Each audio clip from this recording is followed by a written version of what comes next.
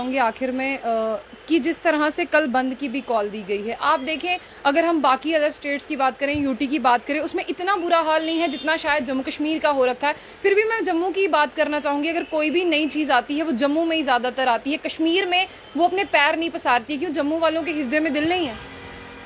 देखिए, जिस तरीके से जम्मू के लोगों के साथ भारतीय जनता पार्टी ने धोखाधड़ी की, मुझे एक बॉलीवुड सॉन्ग याद आ रहा है जिसमें ये कहा कि हमें तो अपनों ने लूटा, गैरों में कहाँ दम था, मेरी किश्ती वहाँ डुबोई जहाँ पानी कम था।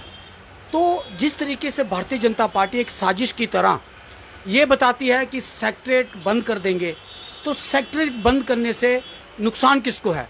नुकसान सिर्फ जम्मू को है। उससे इन्होंने बताया कि 200 करोड़ रुपया जो है वो हम बचाएंगे, लेकिन मैं आपके माध्यम से ये बताना चाहता हूँ पूरे देश को और खासकर जम्मू कश्मीर के अवाम को कि जम्मू का जो तजारत थी कश्मीर के साथ, वो लगभग 22,000 करोड़ रुपया जो है वो सालाना जो है वो तजारत करते हैं हमारे व्यापारी भाई।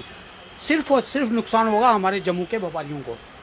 अब ये 100 जो रिलायंस के स्टोर खोलने जा रहे हैं, मैं भारतीय जनता पार्टी और कांग्रेस की तरफ से ये श्योर करता हूं भारतीय जनता पार्टी को कि इस बंद के काल में हम व्यापारियों के साथ शाना बशाना है, और कांग्रेस की पूरी पार्टी जो है वो व्यापारियों के साथ है, चाहे इन्होंने हमें वोट दिया या नहीं दिया।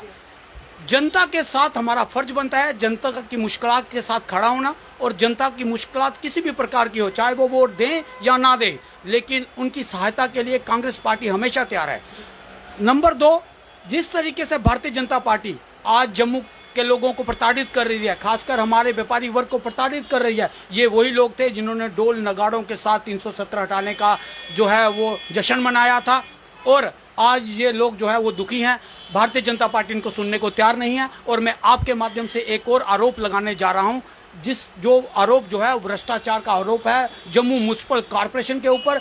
रिलायंस ने जम्मू के सारे चौराहे जो हैं वो उन पे जो है वो फ्री ऑफ कॉस्ट जो है वहाँ पे टावर लगाए हुए हैं। उन टावरों की वजह से अल्ट्रावायलेट रेज निकलती हैं जो पक्षी और जीव जंतुओं को जो है वो हानिकारक है। खासकर इस कोरोना के महामारी में रिलायंस टावर जो है वो हर चौराहे पे लगाए गए हैं, उनसे कुछ भी नहीं लिया जा रहा है। और भारतीय जनता पार्टी की केंद्र सरकार और जम्मू कश्मीर की मौजूदा सरकार बताए कि आखिर ऐसा रिलायंस और इन उद्योगपतियों को संरक्षण क्यों दिया जा रहा है, क्यों इनको फ्री ऑफ कॉस्ट चीजें दी जा रही है। और ये वादा किया था आपने यहाँ पे तो इंडस्ट्री लगाने का कि हम यहाँ पे रोजगार देंगे, लेकिन मुझे नहीं लगता है कि रिटेल स्टोर खोलने से आप जम्मू के लोगों को रोजगार दे पाएंगे।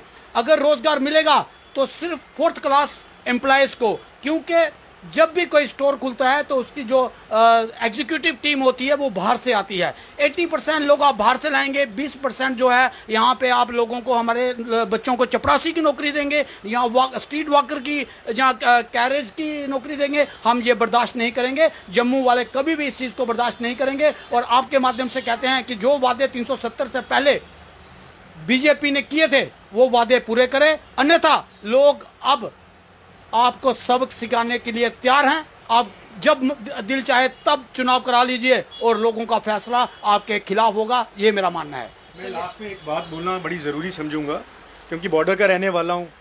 अगर इस चैनल के माध्यम से एलजी साहब तक ये बात पहुंचती है तो ये बड़ी गंभीर विषय है, या उनके जो बाकी साथी हैं, गवर्नमेंट के साथी हैं, कि अभी भी कोरोना का जो महामारी में जो सबसे ज़्यादा नुकसान अभी भी किसी वर्ग को हो रहा है वो स्टूडेंट्स को हो रहा है। उसका रीज़न बॉर्डर पर अभी भी इंटरनेट अवेलेबिलिटी ज़ीरो है, वहाँ पर इंटरनेट नहीं चलता। या पूंछ राजौरी की तरफ जो बॉर्डर, एक्सट्रीम बॉर्डर है, वहाँ पर अभी भी बच्चों के लिए बॉर्डर ये इंटरनेट फैसिलिटी नहीं है।